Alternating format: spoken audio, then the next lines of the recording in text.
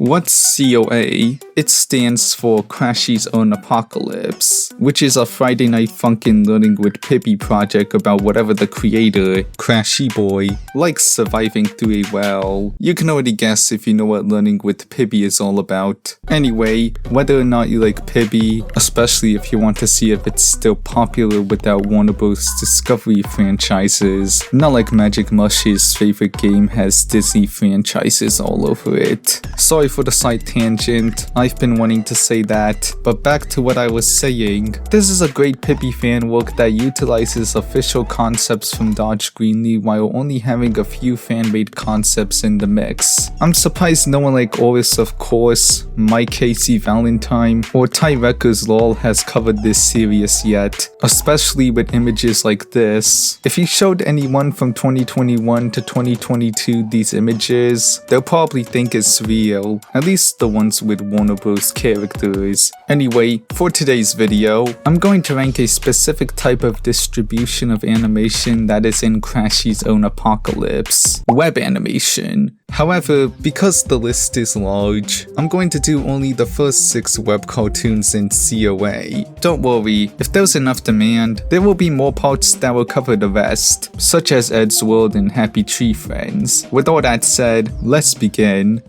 Starting with the first web cartoon debuting in Crashy's Own Apocalypse, we have Angel Hare. This is an analog not-so-horror series by the Magan sisters about a viewer named Jonah showing off the personalized experience with the titular Christian cartoon he used to watch as a kid. The cartoon itself stars Angel Gabby and friend Francis, 2 sapient animals that teach the viewer simple lessons. Well, that's what the VHS copies want you to think. Because as I said before, Jonah's viewing was personalized back when it was on TV. Hello there. My name is Angel Gabriel. What's yours? It's wonderful to meet you, Jonah. I hope I can be a good friend to you. It looks off-putting at first, but as the series progresses, you realize that Angel Gabby or Gabriel is not only listening and responding to Jonah, but also protecting him from what is implied to be his father. Another surreal aspect is that things like the How to Help Angry Kids cassette tape are actually real, so either the Magan sisters did a great job researching what Christian kids grew up with, or it's something they listened to during their childhood. I also can't forget to mention Letters with Angel Gabby, which, ironically, doesn't star Angel Gabby but instead stars friend Francis, who is answering real fan mail from viewers. This is also where Francis shines the most, which is kinda sad. Even he acknowledges it. One thing I really like about the series is how it's not horror in spite of Analog's strong association with it, even though it's a bit weird that Jonah, who I assume is the one editing the episodes, is presenting it as a horror series. The only horror aspects I can think of are when Francis glitched during the last letters when he's about to answer a question regarding Jonah and Gabby, which, strangely enough, the glitching is never addressed again. And when, this is the part where I spoil what happens later in the series. 3, 2, 1. Gabby pours Camiel out of Hyrax in the rocks. I'm surprised there wasn't a significant consequence from pulling out the person who was every character in the game. Overall, however, I'm giving this web series an A tier.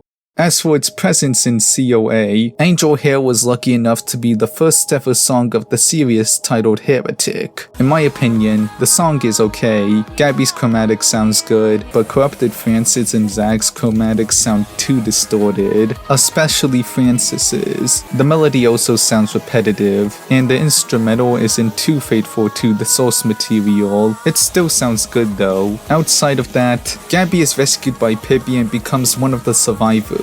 In fact, she's one of the leaders of the survivors, rescuing characters like Rayman, the one from Captain Laserhawk, and comforting survivors like Yakko Warner, the one from the Animaniacs reboot. Also, she was gonna have a sing-off against corrupted Stan Smith from American Dad, specifically the one from the first 6 seasons. In the script, his apocalypse mix of Bad Morning Bite-Weed Nose. Anyway, let's move on. Well shoot, looks like I have no choice but but to cover Cartoonmania because of Maniac's existence. You can thank Julie Score and Julian Moreo for that, and Crashy too, for making it the first Alliance bonus song, but we'll get to that later. Anyway, here we have our second animated web series debuting in COA. Cartoonmania is a slapstick comedy cartoon about the author's self-insert, Matthew Littlemore, or Diddlemore. My name is Matthew. I don't give a damn, my belly dances in my bedroom. Living with an insane 320 cartoon characters in a 100-story house. Don't worry, the only important ones are Stanley, Timmy, Tanya, Penny, Victor, and JoJo. Which, funnily enough, only Stanley and I guess Victor could be considered main characters. In fact, I'll even consider Wacky Quacky because of how often he appears and helps Matthew. Anyway, this isn't a good series. I'll just say that right off the bat. Its entire humor is just screaming, which can be funny sometimes, but it gets tiring eventually. It's like what people who hate the Mickey Mouse Paul Rudish cartoons think the Mickey Mouse Paul Rudish cartoons are like. The art style isn't helping either. The episodes that stand out the most to me are Slapstick, because of the beginning line. Slapstick is a concept that occurs in most classic cartoons. Animating it is not easy though. It's more complicated than setting up a mousetrap. They don't call him Wacky Quacky for nothing, because the joke isn't screaming, hide and seek, because it's fun seeing Matthew find his characters and go insane over not finding Wacky Quacky, and acknowledgement, because of the insane number of web cartoons it acknowledges. In fact, Matthew dug really deep for this one because he even added cartoons from Go Animate users. However, there's only one series he forgot to add to the Webtoon Hall of Fame. She.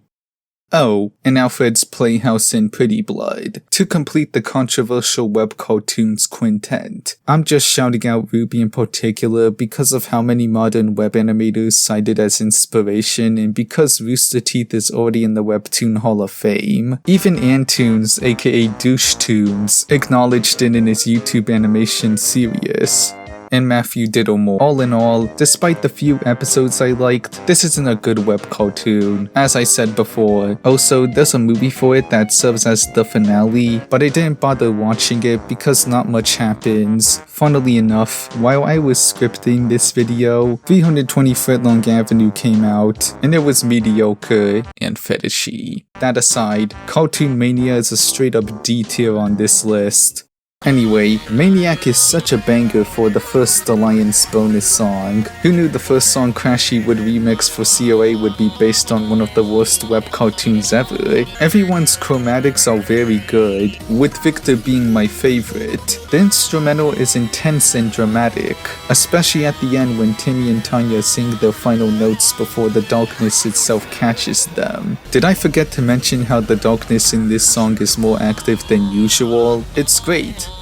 Glazing aside, after JoJo skedaddles, boyfriend comes to save her and she joins the Alliance. Her main role is obviously being the scientist, enhancing tools like the Rick and Morty portal guns in the bunker. Our third web cartoon is DToons by Alex Dudley. Okay, it's more like a studio name, but how else am I supposed to group their many cartoon series starring Conroy Cat and his friends? Speaking of Conroy Cat, this is the main mascot and protagonist of the DToons channel. He's a peach cat based on Flash Rig Animation who works various jobs, particularly as a waiter in the Cartoon Cafe, and trains his Toon Force with his trainer Donkey D. Dashend. I think it's already obvious what type of cartoons he's based on, and it correlates to his personality because he once had a series called Toons These Days, where he would just talk smack about modern cartoons. He's probably my favorite because of his review series and his lines that name various golden age animators. Sunglasses! I need sunglasses!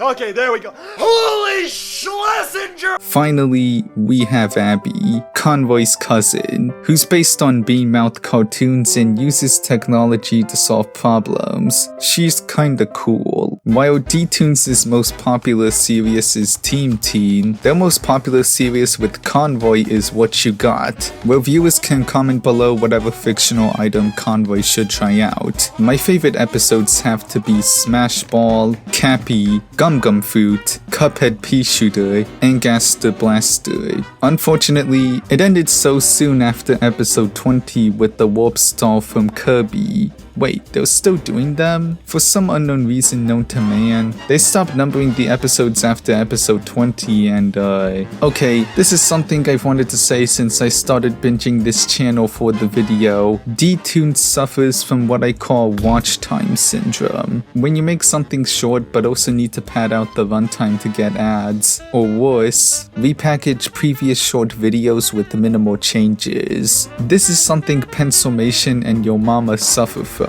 And it sucks because it makes it impossible to track down all the unique things a channel has uploaded. Funnily enough, DToons was once shouted out by Yo Mama, not to mention some thumbnails are questionable to look at. Alex Dudley, if you're watching this, please rename some videos on the DToons channel and create playlists for every unique animation uploaded so far. Anyway, other DToons shows include Cartoon Cafe, where cartoon characters from many franchises hang out while Convoy serves them, Cassandra, which is about the titular young deity who does over-the-top activities with a school student called Helen Basket, and Drawn to Win, a viewer voting competition where 12 cartoon characters fight to win a gajillion dollars based on how funny they are. Other than that, we have this Convoy cartoon where Dolby Animate CC glitches out, which is cool, but the thumbnail is the most interesting part. And also clickbait. I'll rank DToons as B tier. There's more I could discuss, like how Crashy and his friends bombarded this DToons video with "Can Convoy get the sour grapes from Teen Titans Go?" But I want to move on to ranking everything else right now.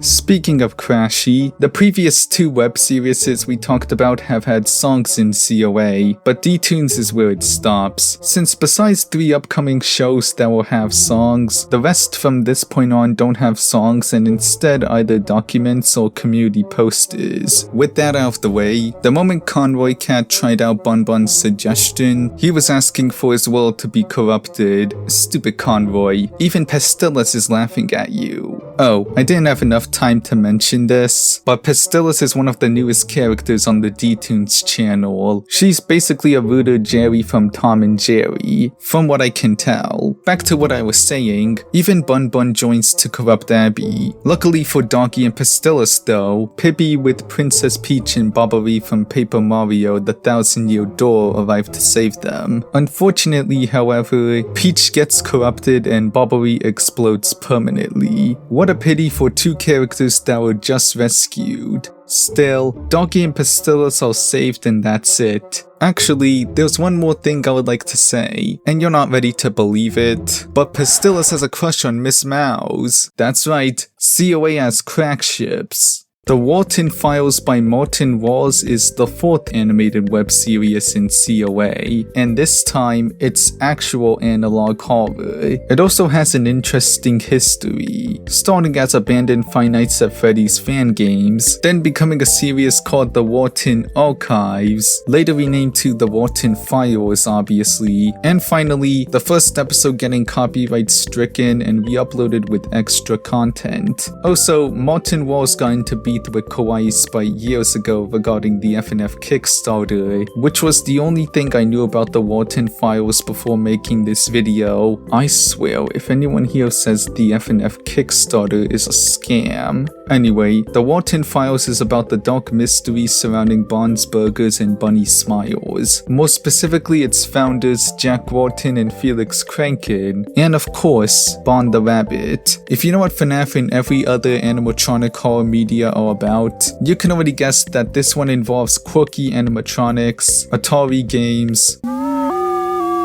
early CGI facial animation, you get the gist. This is gonna be the hardest to rank since horror is a very subjective genre, and the story for me was tricky to follow along, but I'm gonna describe things as best as I can. Bond's Burgers was an animatronic restaurant opened in 1974 starring the Showstoppers, who are your typical animatronic quartet, consisting of Bond, Shaw, Buzu, and Banny. And Billy, I guess. Buzu is the creepiest since human animatronics tend to fall into the uncanny valley. In fact, I'm surprised these robots were able to entertain children looking like this. Unfortunately, their days have passed since the closure of Bond's Burgers. But that's probably a good thing because the tapes that were compiled paint a horrific image regarding the owners of the restaurant, Bunny Smiles. Something Jack Walton went missing, and the Bond animatronic killed a facility caretaker named Brian, who was only trying to retrieve it for the Relocate project. In terms of horror, I didn't find the sudden appearances of Jack Walton and the bloodied Bond animatronic to be scary. I found the early CGI facial animation the scariest, with Buzu and the Bond animatronic appearing for 1 second to be the runner-up. In the next episode, we get more info about the Relocate project, which is confirmed to be the reopening of Bond's Burgers, thanks to how successful the brand was. I think the most haunting part is Jack Walton being left out of the picture while Felix Kranken, who is involved in the project but still, is present throughout the tape. This episode is much scarier than the first one, with the most haunting scenes being the reprogramming phase, the stuffing of Sophia, the withered animatronics moving while resting, and, like last time, the Bond animatronic killing a Bunny Smiles technician named Ashley. I think this is where I'll end my thoughts, as I don't want to spoil the whole series nor explain it for hours on end. However, I will talk about the scariest part for me, which is a spoiler I'm about to show in 3, 2, 1. Just when David is unintentionally recording the spirit of Charles Brooke, he hears a very creaky noise coming from an approaching Bond that gets louder and quicker until...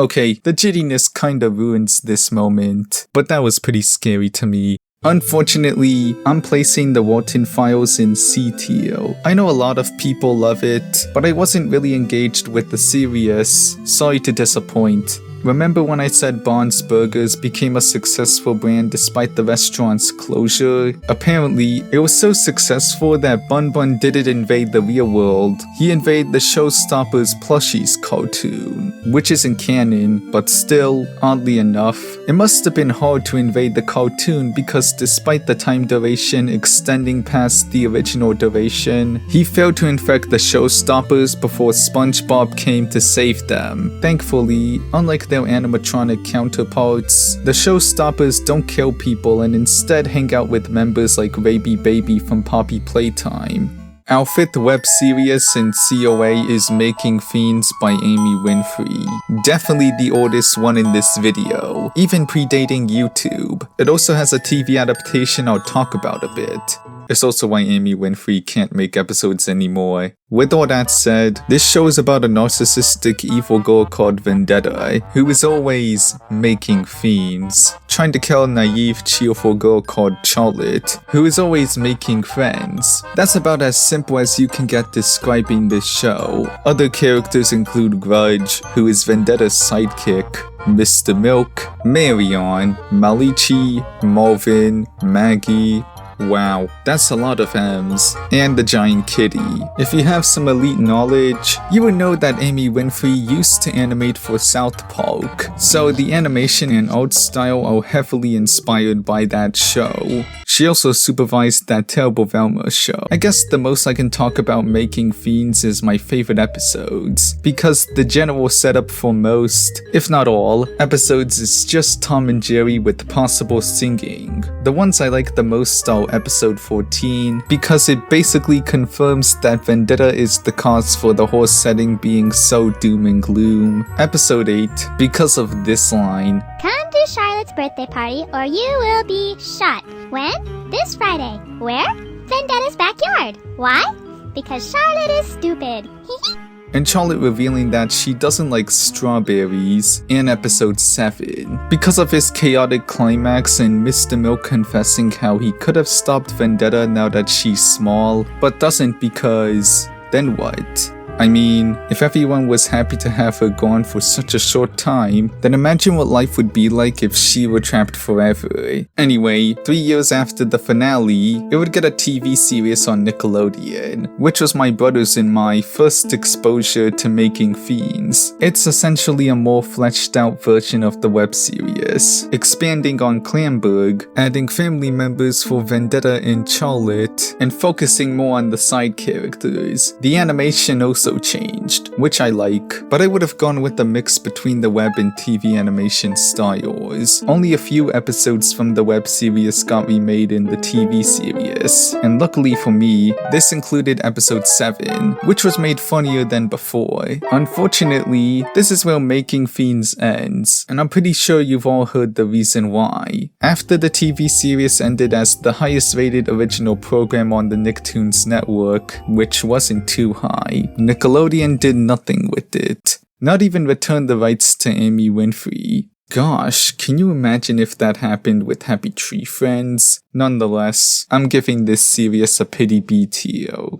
If you ever wanted to see Bun Bun team up with the villain without infecting them, then say no more, because Vendetta was just that evil enough for him to do so. In one of the worst expeditions for the Alliance, Rayman, Spook, and Choo Choo from Top Cat arrive in the Making Fiends world to rescue anyone they could find. Unfortunately, that's all screwed up thanks to Vendetta, who ends up corrupting not only everyone in her world, but also Spook and Choo Choo. Out of anger, Rayman tries to kill her, but is stopped by his past self before he can finish her off. For a moment, Rayman talks to his past self about Vendetta. While he wants to kill her for what she did to Spook and possibly Choo Choo, his past self says otherwise, telling him how he was a huge inspiration among children back in their world, and that if he could change Baba Chops for the better, then he could do the same for Vendetta. Rayman realizes how right he was about himself and begins to remember his bond with Dog Day and Baba Chops. Before he could say anything,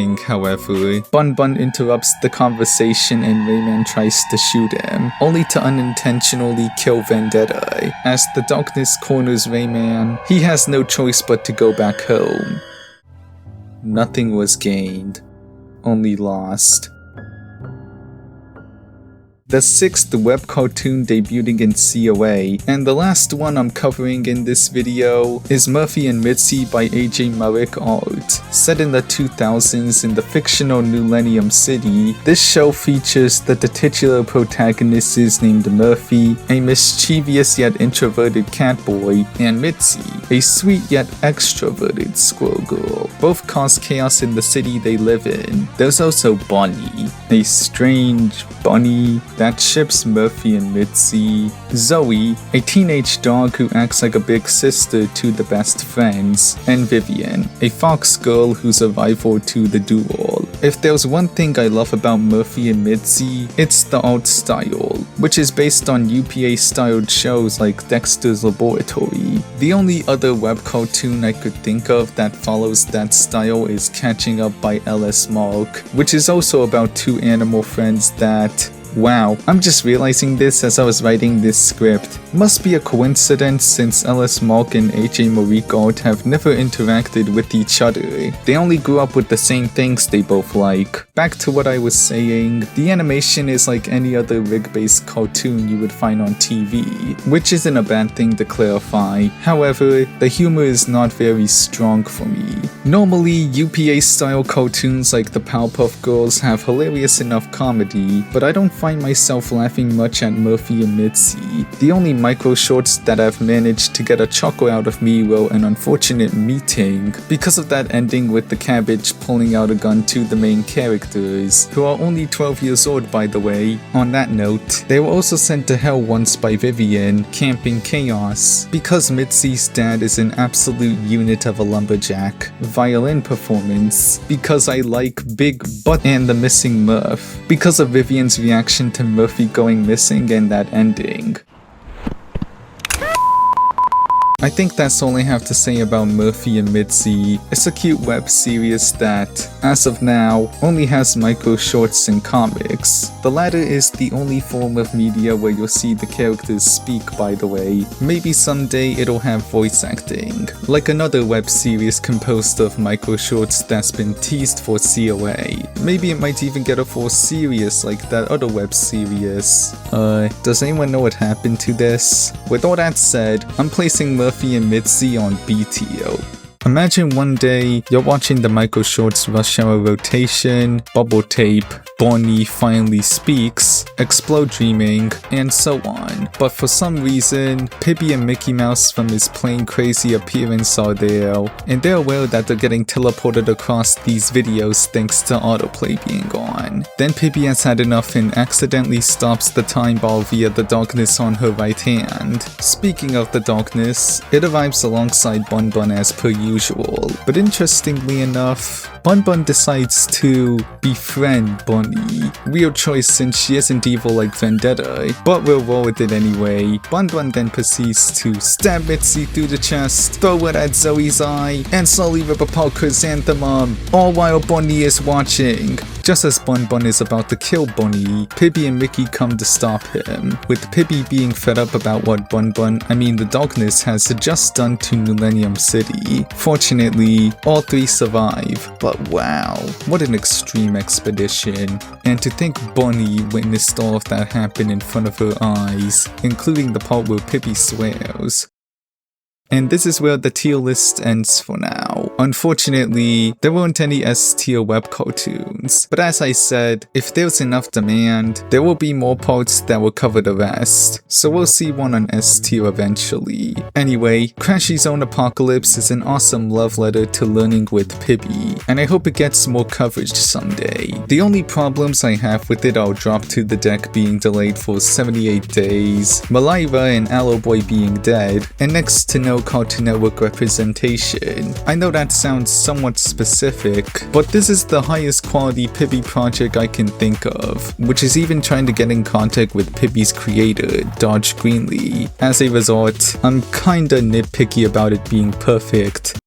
Sorta like another fan project that's currently carrying a whole community. Still, I love this series. Also, don't ask me to rank the other media in COA because they're either too long, out of my range, or impossible to obtain. Anyways, goodbye.